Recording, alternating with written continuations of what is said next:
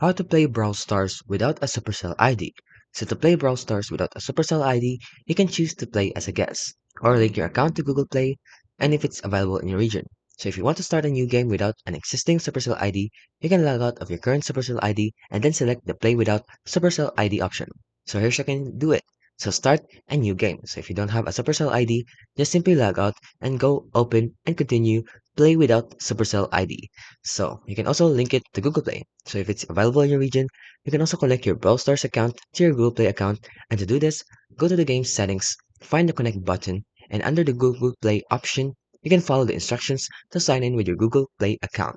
And here's some important notes. In guest play, playing as a guest means your progress will not be saved. So if you switch devices or uninstall the game, you will lose all progress. So also have a Supercell ID. So linking your account to Supercell ID is really recommended for saving your progress and playing on different devices. And for the support, if you have trouble accessing your account or need to change your Supercell ID email, you can contact Supercell support through the in-game help and support section. And that's how you can basically play Brawl Stars without the Supercell ID.